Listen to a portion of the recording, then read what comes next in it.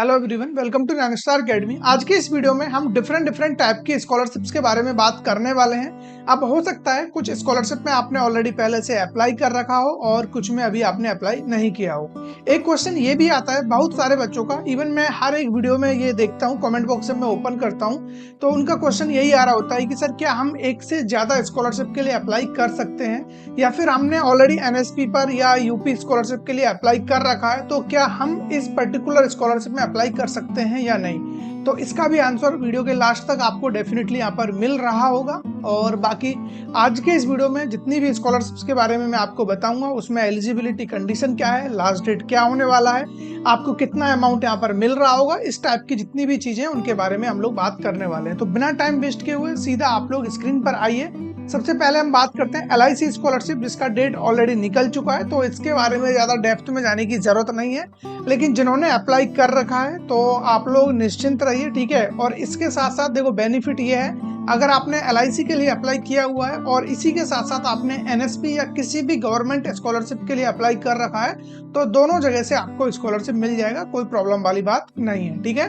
तो LIC का date 22 सितंबर था जो ऑलरेडी ओवर हो चुका है, तो इसकी बात हम नहीं करते हैं, हम चलते हैं सीधा रिलायंस की तरफ, ठीक है। रिलायंस फाउंडेशन स्कॉलरशिप, बेसिकली ये रिलायंस कंपनी की तरफ से स्कॉलरशिप है। अब यहाँ पर एग्जैक्टली क्या क्या हमें देखने को मिलेगा, दो टाइप की स्कॉलरशिप यहाँ पे देखने को मिलती है, एक अंडर ग्रेजुएशन के लिए और एक स्कॉलरशिप होती है पोस्ट ग्रेजुएशन के लिए, ठीक है। तो यहाँ पर दोनों तरह की स्कॉलरशिप हमें देखने को मिलती है। इसमें जो बेनिफिट हमें मिल रहा होता है, अंडर ग्रेजुएशन वाले बच्चे को मिलते हैं 2 लाख रुपीज पर एनम, ठीक है। ये हर साल आपको मिलेगा। अगर आपको फर्स्ट ईयर में ये स्कॉलरशिप मिलता है तो first year, second year, final year, third year सब में आपको ये अमाउंट मिलने वाला है, ठीक है।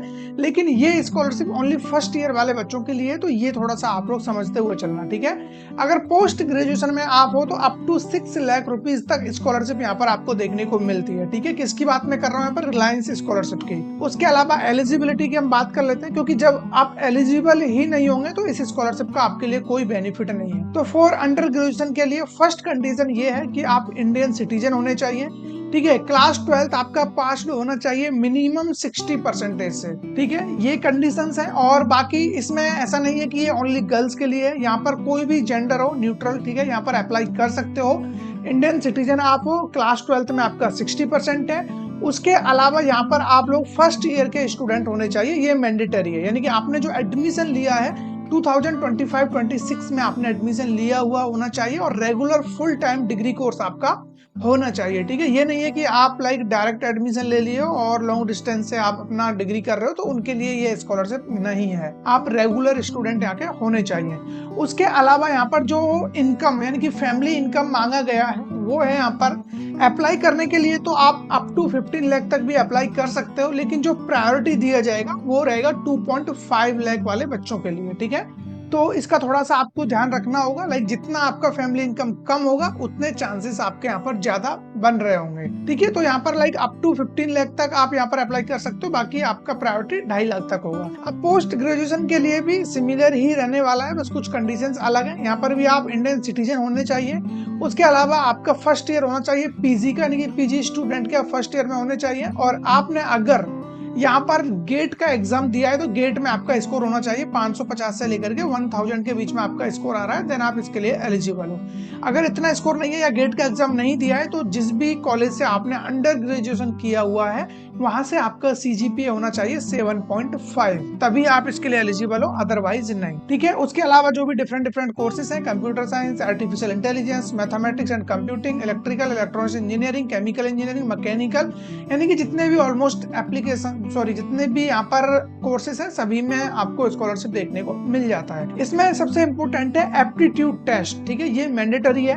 और एप्टीट्यूड टेस्ट अगर आप क्लियर करते हो तभी आपको ये स्कॉलरशिप मिलेगा, अदरवाइज आपको ये स्कॉलरशिप यहाँ पर नहीं मिलेगा, ठीक है। अब एप्टीट्यूड टेस्ट में क्या होता है, किस तरीके से होता है, इसके लिए मैं अभी बात करूंगा। बेसिकली यहाँ पर आपको 60 क्वेश्चन मिलेंगे, 60 मिनट रहेगा। 3 सब्जेक्ट आपको मिल रहे होते हैं, ठीक है, जिसमें आपका वर्बल होगा, लॉजिकल होगा और आपका मतलब एप्टीट्यूड होगा न्यूमेरिकल वाला। इस तरीके से आपको ये एग्जाम देना होता है, ठीक है। अब यहाँ पर कौन बच्चा इसके लिए एलिजिबल नहीं है, थोड़ा उसको भी समझ लो। यहाँ पर जो बच्चा सेकंड ईयर में है या उससे ज्यादा ईयर में है, वो बच्चा इसके लिए एलिजिबल नहीं है। अगर आप लोगों का कोर्स यहाँ पर 2 ईयर का है या फिर 6 ईयर का है, तो भी आप यहाँ पर अप्लाई नहीं कर सकते, ठीक है। बाकी तो इसमें ज्यादा दिक्कत नहीं है, और एप्टीट्यूड टेस्ट आपको क्लियर करना ही पड़ेगा। लास्ट डेट की अगर मैं बात करूँ, यहाँ पर लास्ट डेट होने वाला है 4 अक्टूबर, ठीक है। तो टाइम अभी आपके पास है, जितना जल्द हो सके आप इसके लिए अप्लाई कर लेना, क्योंकि स्कॉलरशिप का अमाउंट अच्छा खासा आपको मिलने वाला है, ठीक है। 2 लाख रुपीज अंडर ग्रेजुएशन को, 6 लाख रुपीज पोस्ट ग्रेजुएशन को, जो कि अपने आप में अच्छा खासा अमाउंट है। तो इसको बिल्कुल भी आपको मिस आउट नहीं करना चाहिए, ठीक है। इंपोर्टेंट डॉक्यूमेंट्स की अगर मैं बात करूं, तो एप्लीकेंट्स फोटोग्राफ पासपोर्ट साइज का होना चाहिए, ठीक है। लाइक फोटो तो आपको देना ही है, और उसके अलावा कुछ बेसिक डॉक्यूमेंट्स है, जैसे कि आपका एड्रेस प्रूफ हो गया।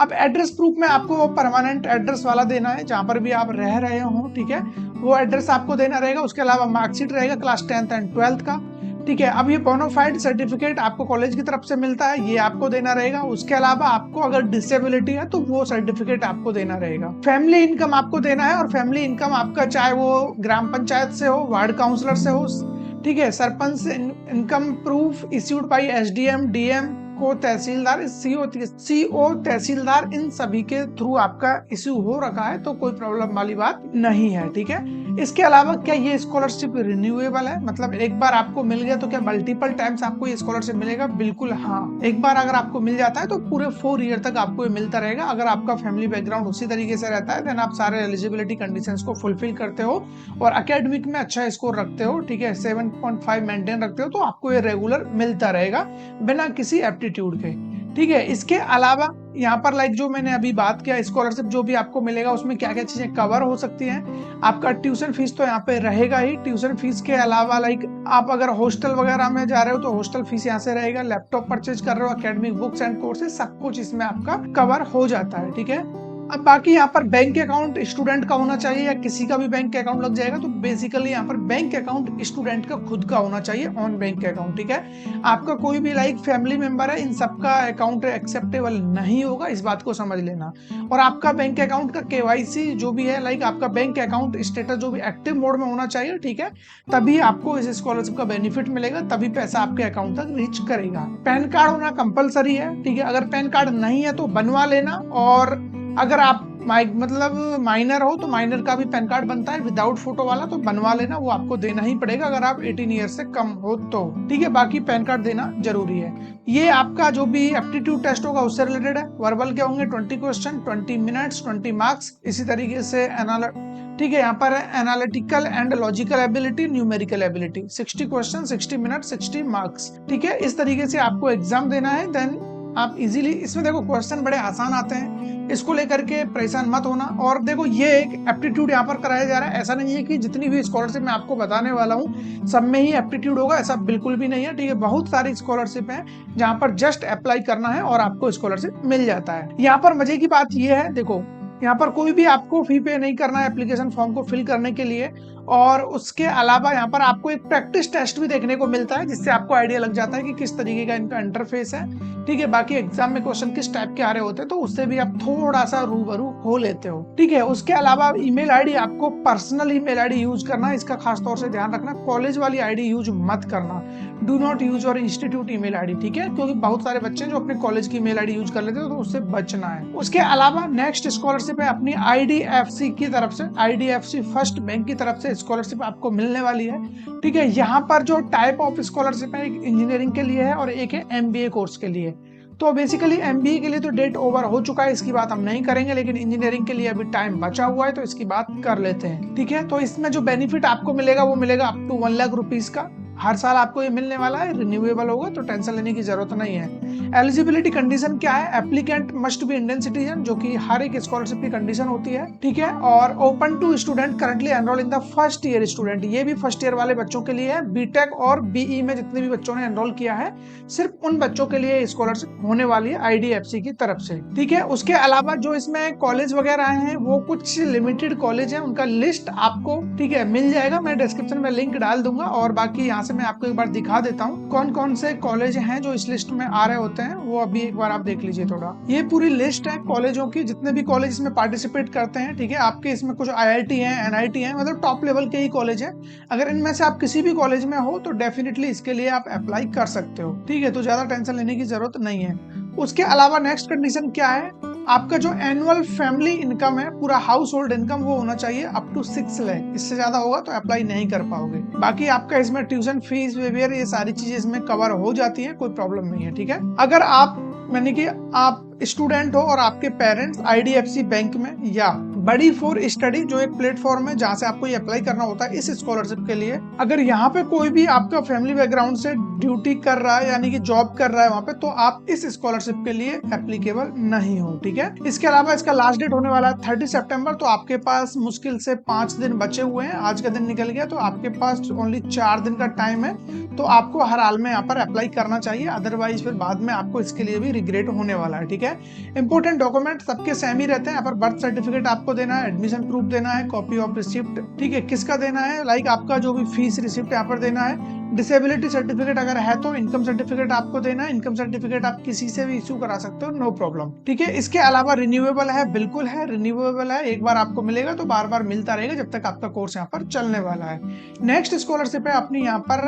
अब संत निरंकारी क्या है, ये बेसिकली एक संस्था है, ठीक है। हेल्थ सिटी नाम से अपना एक बहुत बड़ी संस्था चलाते हैं और यहाँ पर हॉस्पिटलाइजेशन ऐसी बहुत सारी फैसिलिटीज मिलती हैं जो Sant Nirankari health city scholarship है। बेसिकली इसमें आपको काफी ज्यादा बेनिफिट्स मिल रहे होते हैं, लेकिन इसका थोड़ा सा अप्लाई करने का तरीका है वो थोड़ा सा अलग है। अब वो अलग किस तरीके से है वो मैं आपको बता देता हूँ, क्योंकि यहाँ पर online application form fill out नहीं करना होता है, ये फिजिकली आपको वहाँ पर पोस्ट करने होते हैं। आपको यानी कि जो भी पोस्ट ऑफिस है उसके थ्रू अपने डॉक्यूमेंट पोस्ट करने होंगे और उसके बाद बाकी चीजें मैं आपको यहाँ पर बता देता हूँ। अबाउट द प्रोग्राम, बेसिकली आपको पता है किसके लिए स्टार्ट किया जाता है, जो भी बच्चे फाइनेंशियली वीक है तो उनको थोड़ा स्ट्रॉन्ग करने के लिए ये लोग इस टाइप की स्कॉलरशिप निकाल रहे होते हैं। अप टू 75,000 रुपीज का स्कॉलरशिप आपको यहाँ पर मिलने वाला है, लाइक अमाउंट अच्छा खासा आपको मिल रहा होगा। उसके अलावा एलिजिबिलिटी कंडीशंस देख लीजिए फटाफट क्या होने वाली है, ठीक है। आप लोग जो भी है एक इंडियन सिटीजन होने चाहिए, वो तो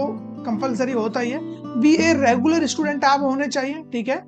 स्टेट गवर्नमेंट जो भी रिकॉग्नाइज्ड इंस्टीट्यूट है इस टाइप का आपका कॉलेज है तो डेफिनेटली आप अप्लाई कर सकते हो। ऑलमोस्ट ज्यादातर कॉलेज इसमें आ जाते हैं। Have taken admission to an institute university through a competitive written test, आपने किसी भी एंट्रेंस एग्जाम के थ्रू, ठीक है, यानी कि एंट्रेंस एग्जाम के थ्रू कोई भी आपने लाइक स्कोर अचीव किया है, उसके बेस पर आपको एडमिशन मिला हुआ होना चाहिए किसी ऐसी काउंसलिंग जैसे कि JEE मेंस हो गया, CUET हो गया, इस टाइप का कोई भी एग्जाम आपने दिया है उसके बेस पे आप एडमिशन ले रहे हो तो आप इसके लिए एलिजिबल हो, ठीक है। उसके अलावा होल्ड एंड एडमिशन ऑफर जो कि आपको कॉलेज की तरफ से मिलता है। अब उसमें क्या क्या हो सकता है, ग्रेजुएट डिग्री इन इंजीनियरिंग, ठीक है, graduate degree in medical, MBBA, architecture, CA, CFA, LLB, ये आपके जितने भी कोर्सेज हैं, जर्नलिज्म, ये सब कोर्स इसमें आ रहे होते हैं। हैव ए सिक्योर एटलीस्ट, ये चीज देखना है यहाँ पर, क्लास 12th में आपका कम से कम 90% का स्कोर होना चाहिए, ठीक है। 90% का स्कोर आपका अगर है तो ही आप इसके लिए एलिजिबल हो। फैमिली इनकम 3.5 लाख तक चलेगा, कोई प्रॉब्लम नहीं है, ठीक है। और बाकी आपको मिनिमम अप्लाई करने के लिए 75% होना चाहिए अगर आप इस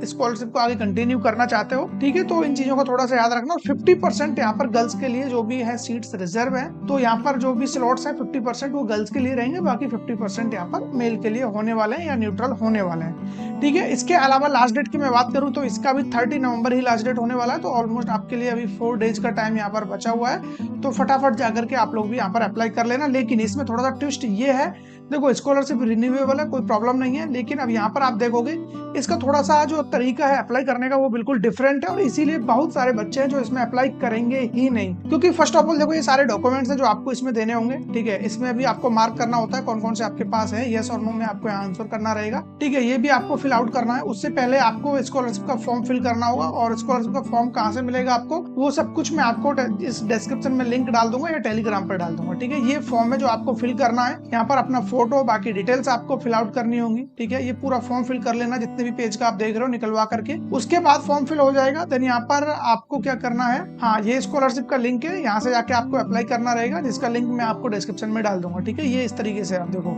यहाँ से डाउनलोड कर सकते हो कंप्लीट डिटेल स्कीम, यहाँ से आप पूरा इसको रीड कर सकते हो, टर्म्स एंड कंडीशन। ये चेकलिस्ट है जो मैंने अभी आपको दिखाया था, टिक करना है जो जो डॉक्यूमेंट्स आप यहाँ पर अपलोड कर रहे हो, अपलोड तो करने नहीं है सॉरी, जो जो आप अटैच कर रहे हो। उसके अलावा ये एप्लीकेशन फॉर्म है जो आपको फिल करना है, अभी जस्ट मैंने ये दोनों आपको दिखा दिए। यहाँ से डाउनलोड करके प्रिंट आउट निकलवा करके और आपको क्या करना है, सीधा पोस्ट ऑफिस जा करके उनको पोस्ट कर देना है और डॉक्यूमेंट्स वहां पर पहुंच जाएंगे। एड्रेस क्या होने वाला है जहां पर हमें पोस्ट करना है, तो ये एड्रेस आपके सामने है। ठीक है, एड्रेस रहेगा आपका एजुकेशन डिपार्टमेंट, संत निरंकारी, ठीक है, चैरिटेबल फाउंडेशन 80A, अवतार मार्ग, संत निरंकारी कॉलोनी, दिल्ली 110009। इनका मोबाइल नंबर है, कुछ भी क्वेरीज वगैरह है तो यहाँ पे आप कांटेक्ट कर सकते हो। ठीक है, तो इसमें देखो थोड़ा सा प्रॉब्लम है, बच्चों को अप्लाई करने में सारा काम फिजिकली करना पड़ रहा है, तो इसमें बहुत कम बच्चे इंटरेस्ट दिखा पाएंगे। यहाँ पर स्कॉलरशिप मिलने के बहुत ज्यादा चांसेस आपके हो जाएंगे और ओनली थ्रू स्पीड पोस्ट के थ्रू ही आपका ये एप्लीकेशन यहाँ पर एक्सेप्ट किया जाएगा। ठीक है, इसके अलावा यहाँ पर कुछ भी सिलेक्शन क्राइटेरिया सच कुछ नहीं है, आपका एक छोटा सा इंटरव्यू होगा, वो आपको देना है, उसके बाद स्कॉलरशिप आपको मिल जाएगा और काफी मजेदार स्कॉलरशिप होने वाला है। 75,000 रुपीज आपको यहाँ पर मिल रहा होगा। ठीक है, बाकी इसके अलावा एक और मोस्ट इंपोर्टेंट स्कॉलरशिप है, वो है SBI की तरफ से SBI स्कॉलरशिप। ये भी काफी अच्छी स्कॉलरशिप है आपके लिए, अगर इसमें आप अप्लाई करते हो तो डेफिनेटली इसका बेनिफिट आपको यहाँ पर मिल रहा होगा। इसमें देखिए कितना अमाउंट मिलता है। पहली बात तो ये हर एक बच्चों के लिए अलग अलग है, स्कूल वाले बच्चों के लिए है, यूजी वालों के लिए, पीजी के लिए। ठीक है, स्कूल की मैं बात करूँ अप टू 15,000 आपको स्कॉलरशिप देखने को मिल जाता है, यूजी वाले बच्चों के लिए यहाँ पर अप टू 75,000, पीजी वाले बच्चों के लिए अप टू 2.5 लाख, मेडिकल के लिए 4.5 लाख, IIM के लिए यहाँ पर मिलेगा 5 लाख, ओवरसीज के लिए up to 20 lakh rupees. Eligibility आप यहाँ पर देख सकते हो, यहाँ पर नॉर्मल आप इंडियन सिटीजन होने चाहिए, बाकी आपका जो कॉलेज है टॉप 300 NIRF रैंकिंग के अंडर में आना चाहिए, या फिर आपका जो भी है कॉलेज के अंदर या प्रीवियस ईयर में 12th क्लास में आपका 75% होना मैंडेटरी है। फैमिली इनकम आपका हाउस होल्ड इनकम 6 लाख होना चाहिए या उससे कम हो, कोई प्रॉब्लम नहीं है। ठीक है, ये कुछ बेसिक क्राइटेरिया है इसका, जो बच्चे इसमें एलिजिबल हैं जो अप्लाई करने के लिए।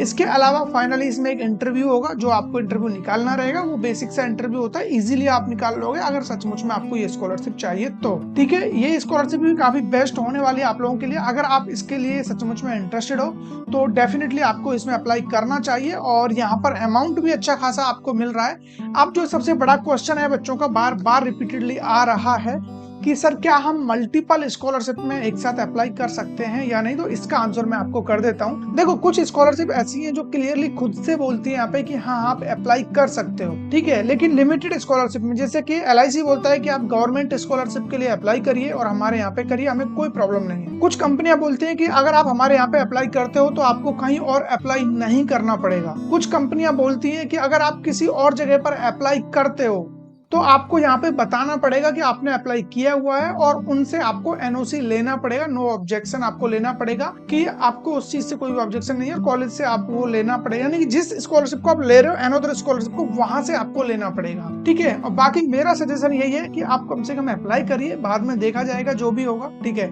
कम से कम एक जगह से तो मिलना ही है और मल्टीपल जगह से आ रहा है तो कोई प्रॉब्लम नहीं है बाद में। ठीक है, हालांकि ओपनली आके मेरे को ये चीजें नहीं बोलनी चाहिए, कंपनी वाले भी आकर के नहीं बोलते हैं, बट कर सकते हो, कोई प्रॉब्लम नहीं है। ठीक है, बहुत सारे बच्चे करते हैं, कई बच्चों को मल्टीपल जगह से भी आता है। ठीक है, लेकिन जो गवर्नमेंट स्कॉलरशिप है जैसे कि NSP हो गया, यूपी गवर्नमेंट वाला हो गया, उन दोनों में से किसी एक में ही करना और बाकी जितनी भी कंपनियां हो गई, बैंक्स हो गई, प्राइवेट सेक्टर्स हो गए, इनमें जितना अप्लाई करना करिए, कोई प्रॉब्लम नहीं है। ठीक है, बाकी वीडियो काफी लंबा हो गया ऑलरेडी, अभी बहुत सारे ऐसे स्कॉलरशिप्स हैं जिनके बारे में मैं आपको बता सकता हूँ, किसी और सेशन में मैं बात कर रहा हूँ। अगर आप लोग सचमुच में इंटरेस्टेड हो, इस सेशन में आपको मजा आता है, इसमें रेस्पॉन्स ठीक ठाक मिलता है, तो मैं नेक्स्ट वीडियो जरूर से लेकर के आ रहा हूँ। बाकी आपके माइंड में कौन सा स्कॉलरशिप चल रहा है कमेंट बॉक्स में जरूर से बताना, या फिर इसी टाइप के और स्कॉलरशिप्स के बारे में जानना है तो यहाँ पर आप कमेंट बॉक्स में जरूर से मुझे बता देना। ठीक है, तो फिर मिलेंगे ऐसे किसी इंटरेस्टिंग टॉपिक के साथ, तब तक बने रहिए हमारे साथ। Thank you.